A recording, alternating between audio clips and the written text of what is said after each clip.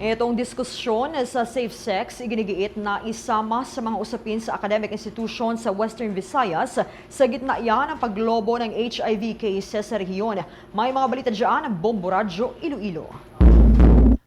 Muling ipinapanawagan sa mga universidad at mga institusyong pang-akademiko sa Western Visayas na isama sa talakayan sa mga paaralan ang paksa tungkol sa ligtas na pakikipagtalik o safe sex. Ito ay sa gitna ng patuloy na pagtaas ng kaso ng Human Immunodeficiency Virus o HIV infection sa rehiyon sa East na ayon sa datos ng Department of Health ay umabot na sa higit 6,000 cases mula taong 1988 hanggang March 2025.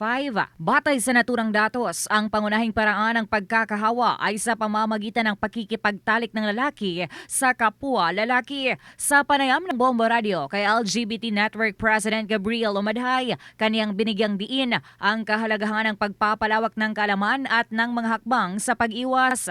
Ayon kay Umadhay, mahalagang talakayin ang paggamit ng mga contraceptive katulad ng kondom, gayon din ang pagbibigay ng libreng testing at gamot para sa mga nahawaan ng virus. Ayon sa pahayag ng Department of Health Western Visayas, ang mga individual na kabilang sa high-risk group ay maaaring makapag-avail ng libreng HIV testing, PrEP pre-exposure prophylaxis services at mga kontraseptibo na makuha sa mga HIV treatment hub sa buong rehiyon. It's high time to call for our universities and our academic institutions to include safe sex practices should be discussed in classrooms, using some condoms or ang availment of free testing and free medication after the HIV contamination. Hopefully, campaign makapa-intensify effort to call for the community to have a massive campaign for the use of sexual contraceptives. Para sa Bombo Network News, mula sa Bombo Radio Iloilo,